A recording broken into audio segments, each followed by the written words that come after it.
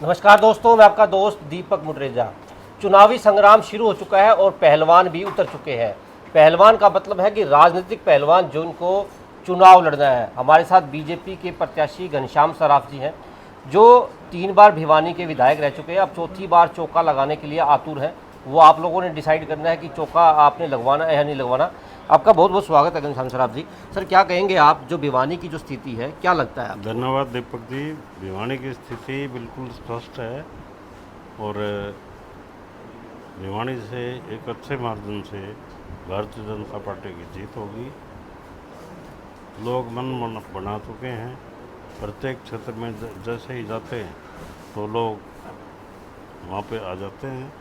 उन सब का मैं आशीर्वाद लेते हुए आगे बढ़ रहा हूँ। विभिन्न समुदायों के लोगों के अंदर आप जा रहे हैं, आप अपनी पैठ को जो है बढ़ा रहे हैं ताकि चुनाव के अंदर एक अच्छा माहौल जो है वो स्थापित हो सके। आज फिलहाल जिस प्रकार से आप भिवानी के सेक्टर 13 के अंदर आए हैं, क्या लगता है आपको? मेरे को ये लग रहा है कि जो सेक्टर 13 निवासी हैं ये अच्छे मार्जिन से वोट डालेंगे और इनके आशीर्वाद के बाद मैं कहीं भी इनके आत्मविश्वास के साथ मैं कोई दगा नहीं होगा।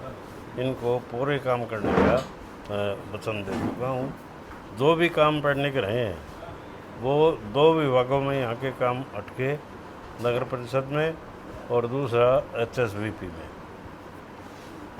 तो दोनों विभाग अपना दावा कर रहे थे। आज HSBP के पास बहुत अधिक मात्रा में यहाँ से दोबारा धन इकट्ठा हुआ है और उस धन को लेके इनको काम करने चाहिए। वे कुछ त्रुटि रह गई है, वे काम अगली सरकार बनते ही ये काम सारे पूरे हो जाएंगे। विधायक जी, आपको क्या लगता है, क्या स्थिति है पूरे हरियाणा की अगर बात की जाए? क्योंकि ये दौर जो है राजनीतिक दौर है, सरकार बनाने का दौर है। क्या लगता है हरियाणा की क्या स्थिति बन रही है? मेरे को तो ये लग रहा है कि पूरे क्षेत्र में 50 से ऊपर सीटें भारतीय जनता पार्टी को 52 सीटें मिलने जा रही हैं। मैंने एक एक सीट का आकलन किया है, जिसके माध्यम से ये पता लगा है कि पूरे क्षेत्र में ये सरकार बनने जा रही है। नायब सिंह सैनी तीसरी बार बीजेपी की सरकार को बनाई। रामविलास शर्मा जी भी 2 दिन पहले भिवानी में आए थे, आप ही के लिए उन्होंने चुनाव का प्रचार किया था और ये बात भी कह करके गए हैं कि घनश्याम सराफ जी अगर अब की बार बनते हैं तो उनको कैबिनेट मिनिस्टर जो है वो बनाया जाएगा। क्या लगता है आपको? मेरे को तो ये लग रहा है कि जैसे ही यहाँ से जीत होगी, हम अपने जो बड़े लोग हैं, आदरणीय लोग हैं, उन सब से बात करके हम निश्चित रूप से इस पद के बाद और पद लेने की ख्वाहिश रखते हैं।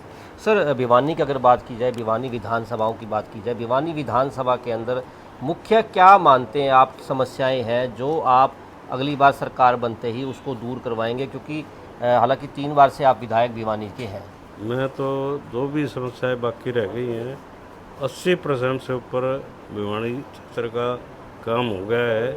20% जो काम बचे हैं उन सब को आगे रख के हम यहाँ पे अपना दृष्टिकोण रखते हैं और सारे काम में निगाह में है। जो काम बच रहा है उसको हम पूरा करने का सभी लोगों को आश्वासन दें। बिल्कुल, और भी काफ़ी लोग जो है हमारे साथ यहाँ पर है, उनसे भी हम बात कर लेंगे, उनसे भी पूछ लेंगे कि वो क्या स्थिति मानते हैं। कृष्णलाल पावा जी भी हैं हमारे साथ। सर, आपका भी बहुत बहुत स्वागत है। सर, क्या कहेंगे आप, क्या स्थिति फ़िलहाल जो है वो बनी हुई है भिवानी की? अगर बात की जाए भिवानी विधानसभा की तो क्या कहेंगे आप? देखिए, बीजेपी के साथ छत्तीस बिरादरी हर बाकी जितने भी कैंडिडेट हैं हर जाति से गेम खेल रहे हैं और एक जाति से कैंडिडेट कभी नहीं जीतता। और हमारा जो बीजेपी के कैंडिडेट श्री घनश्याम सराफ जी है, इनको छत्तीस बिरादरी का सहयोग है और भारी मतों से इनकी जीत है। बिल्कुल, जिस प्रकार से लोग जो हैं वो भी यहाँ पर काफ़ी ज़्यादा हैं, हम उनसे भी धीरे धीरे बात करते जाते हैं। सर, आप क्या कहेंगे, क्या हालात भिवानी के मानते हैं, भिवानी विधानसभा के? क्योंकि घनश्याम सराफ जी 3 बार के विधायक यहाँ से हैं, अब चौथी बार फिर से मैदान में हैं। चौथी बार भी सराफ साहब जीतेंगे, हमें पूरा यकीन है। जिन लोगों से भी हम बात करते हैं उनका रुझान बीजेपी की तरफ है, सराफ जी की तरफ है और मुझे पूरी उम्मीद है कि इस बार सराफ जी चौका जरूर लगाएंगे। अशोक जी, आप क्या कहेंगे, क्या मुख्य मुद्दे भिवानी के हैं, हालात क्या हैं फ़िलहाल? क्योंकि आप भी काफ़ी वर्षों से यहाँ भिवानी के अंदर रहते हैं, क्या कहेंगे आप? काफ़ी समस्याएं हल हुई हैं, जो रह गई हैं वो भी आगे विधायक जी उनको हल करेंगे और बड़े भारी बहुमत से घनश्याम सराफ जीतेंगे और तीसरी बार भाजपा सरकार तो तीसरी बार बढ़ेगी। बिल्कुल, जिस प्रकार से लोगों का जो कहना है कि लगातार जो है वो लोग यहाँ पर बैठे हैं, हमारे साथ और भी साथी हैं, उनसे भी हम बात कर लेंगे और उनसे भी पूछ लेंगे कि क्या हालात वो मानते हैं। गाबा जी भी हैं। सर, आप क्या कहेंगे, क्या हालात हैं फिलहाल भिवानी के? हालात तो समस्याएं तो अभी बहुत हैं, लेकिन हमारे MLA साहब इनको दूर करेंगे और भारी मतों से जीते, कम से कम 40,000 वोटों से जीते हैं। बिल्कुल, लोग जो है आंकड़े भी लगा रहे हैं कि क्या रहेगा आने वाले समय के अंदर। गोलू जी भी हैं। गोलू जी काफ़ी लंबे समय से राजनीति के साथ जुड़े हुए भी हैं, क्या कहता है आपका आकलन गोलू जी, चेयरमैन साहब? ऐसा है जी दीपक जी, धन्यवाद आपका। ऐसा है, भिवानी में हमारा आकलन तो ये कह रहा है कि भी 50,000 प्लस की जीत रहेगी बीजेपी के हमारे भाजपा प्रत्याशी घनश्याम सराफ जी की, क्योंकि अब तो घनश्याम सराफ ना बोल के वो घनश्याम शरीफ बोलते हैं, पूरा भिवानी ये कहता है। अपोजिट एक नया नाम जो है वो दिया है घनश्याम शरीफ, क्योंकि किसी का काम आज तक मैंने तो सुना नहीं कि उन्होंने मना किया हो। और हरियाणा में ही सबसे ज़्यादा लंबी वोटों की लीड से घनश्याम सराफ ही विजयी होंगे। बिल्कुल जिस प्रकार से जो लोग हैं वो आकलन लगा रहे हैं। हमारे साथ डॉक्टर साहब भी हैं। डॉक्टर साहब, क्या कहेंगे आप, जो स्थिति बनी हुई है भिवानी विधानसभा की, क्योंकि आपका लंबा आकलन है, काफ़ी लंबे समय से जो है आप यहाँ जुड़े हुए हैं, क्या कहेंगे आप, क्या स्थिति है? कि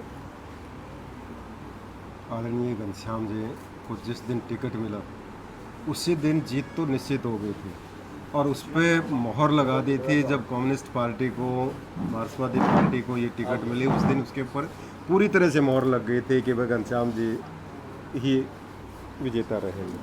और घनश्याम जी जो हैं वो एक भिवानी के अनडिस्प्यूटेड और एक लोकप्रिय नेता है। तो कोई भी छोटे से छोटा और बड़े से बड़ा कोई इनके दरबार में चला जाए, घर पे चला जाए, किसी के लिए भी ये नहीं है कि भाई ये उठ के नहीं आते हो। हर व्यक्ति के लिए, कितना ही किसी भी कास्ट का हो, किसी भी धर्म का हो, सबके लिए एक समान रवैया होता है, वहाँ जाते। और सबसे बड़ी बात ये है कि ये ना नहीं करते जो काम जिसके लिए आया है कोई, उसके लिए ये पूरा प्रयास करते हैं। तो यही इनकी सबसे बड़ी खूबी है और इसीलिए मैं ये मानता हूँ कि भिवानी के एकमात्र नेता है राजनीति में जो अनडिस्प्यूटेड है, जिस पर किसी प्रकार की कोई कंट्रोवर्सी नहीं है। इस प्रकार से भिवानी के सेक्टर 13 के अंदर हम लोग मौजूद हैं। सेक्टर 13 के लोगों ने जिस प्रकार से बताया है कि आने वाले समय के अंदर क्या रहेगा, खैर वो तो आप लोगों ने डिसाइड करना है, आप लोगों ने देखना है कि किसको वोट दे करके किस प्रत्याशी को आप लोग जिताते हो। आज के लिए बस इतना ही, कल फिर दोबारा मिलेंगे नई खबरों के साथ। नमस्कार।